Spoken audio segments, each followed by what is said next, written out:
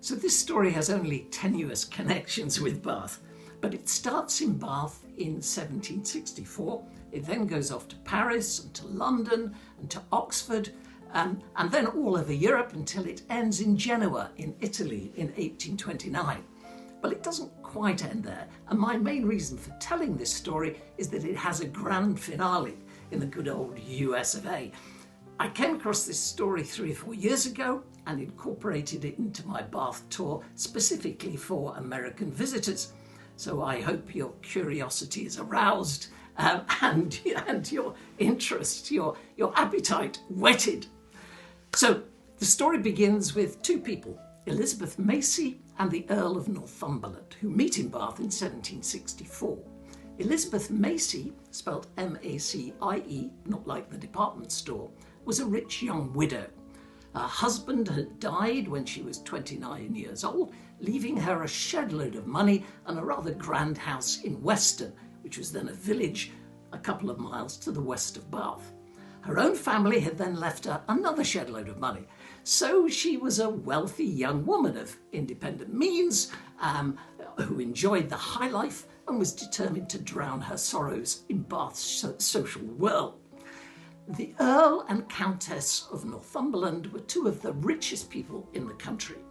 They were regular visitors to Bath, where they enjoyed the social scene and taking the waters for their various aches and pains. The bells of Bath Abbey would have pealed for the arrival of the Northumberlands in the city, which they did for other distinguished guests. Now, the Northumberlands were members of the Percy family. You will remember from Shakespeare's history plays, Hotspur and all that. In fact, the Earl was not a Percy. His wife was. He was born Hugh Smithson, Yorkshire gentry, landowners, not ultra posh. But he was a very handsome young man, and Lady Betty took a shine to him and married him for his good looks and for love, rather than for money or social status.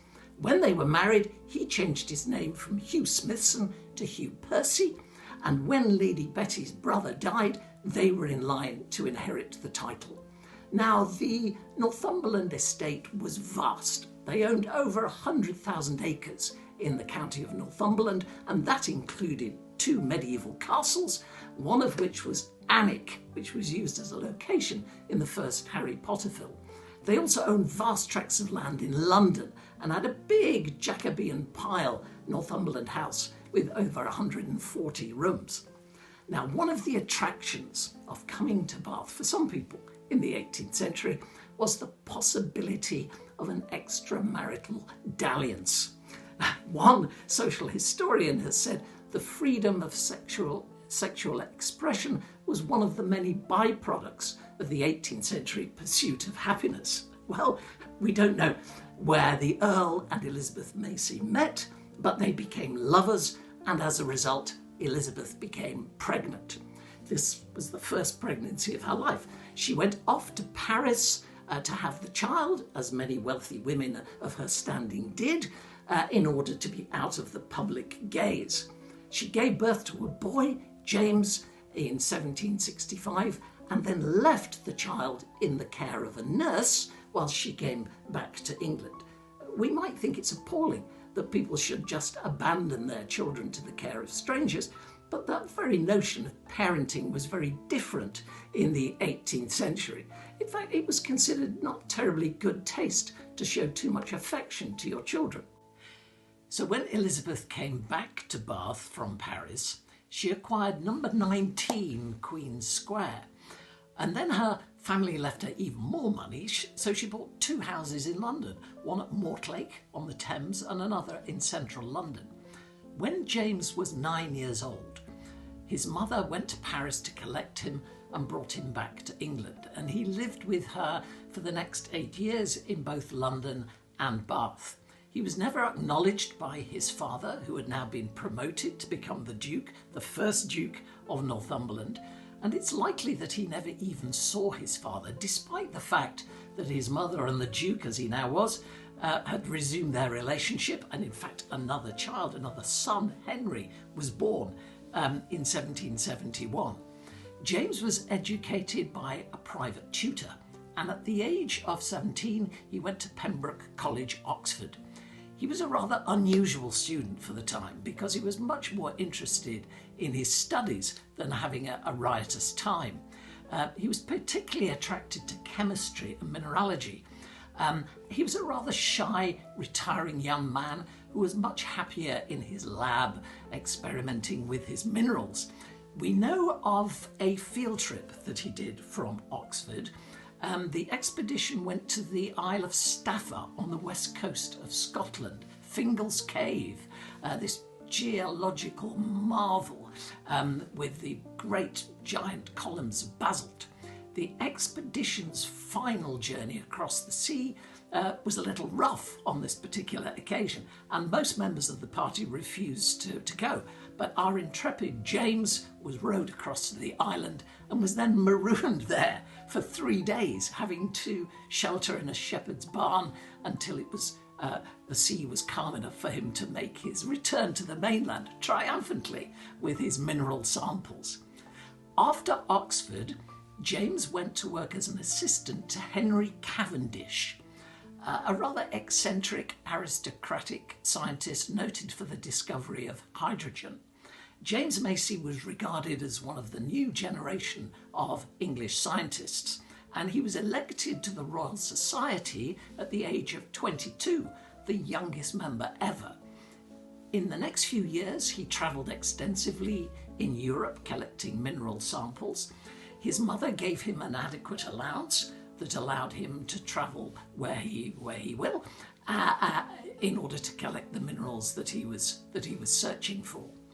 In 1800, he came back to London when his mother died to discover that she had left him the bulk of her estate.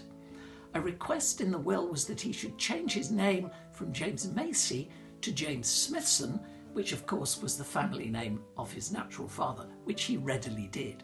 He then planned to go back to Europe, but Europe was getting a little difficult to travel around because of the Napoleonic Wars. But Smithson was of the opinion that science knew no boundaries. A scientist, he said, is of no country. The world is his country, and all mankind his countrymen. Well, the French troops didn't really share that view because he was arrested and he was held as a prisoner in Hamburg for a year. This severely damaged his health, and when he was finally released, he spent the rest of his life really mainly writing rather than collecting any samples. So what was James Smithson's standing amongst his fellow scientists? Well, he was acknowledged as a serious, determined mineralogist, working in quite a narrow field, albeit.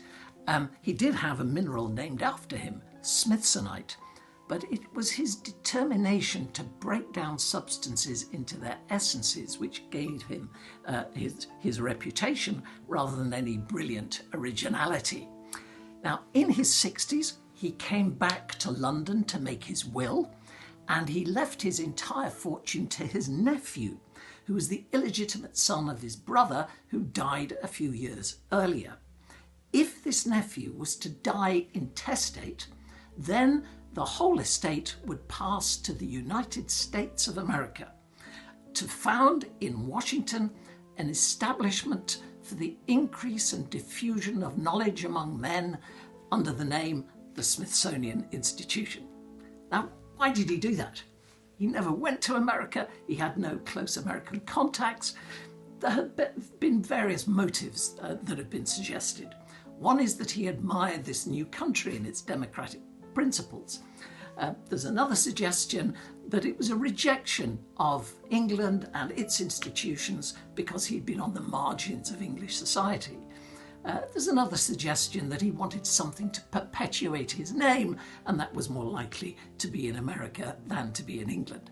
But we shall never know his motives, because his personal papers were all destroyed in a great fire at the Smithsonian in 1865 before they'd been thoroughly researched. So after making his will, Smithson makes his way to Genoa in Italy for the more favourable climate, and he lives there for another 3 years and he dies on the 26th of June 1829 and is buried in the English cemetery in Genoa. Rather poignantly, amongst his possessions are found a portrait of his father, the Duke of Northumberland, and some silver plate with the Northumberland family coat of arms. Now this is where America gets lucky, because the nephew, who was also called Henry, died after 5 years at the age of 28 in Pisa, and so the whole estate now passed to the United States of America. A letter was sent to the President, Andrew Jackson, who passed it on to Congress, which debated whether to accept this gift from this dead unknown Englishman. The hero of the hour was John Quincy Adams, who eventually persuaded Congress to accept this gift. And so 105 bags of gold were sent from London. The value of that at the time was about $500,000, which is about $50 million today. There was still some work to do for Adams and his supporters, but finally, in 1846, the President, James K. Polk, signed a bill to create the Smithsonian Institution. There's one little postscript here. At the beginning of the 20th century, news reached Washington that the English cemetery in Genoa was falling into the sea, and Alexander Graham Bell, a trustee on the board at the Smithsonian, decided to go and rescue Smithson's body. So he travelled across to Italy with his wife, persuaded the Italian authorities to release the body, and then took Smithson back to be interred in the Capitol in Washington. So my story hasn't included very much about Bath, but we can say with some confidence that the Smithsonian Institution was literally conceived in Bath.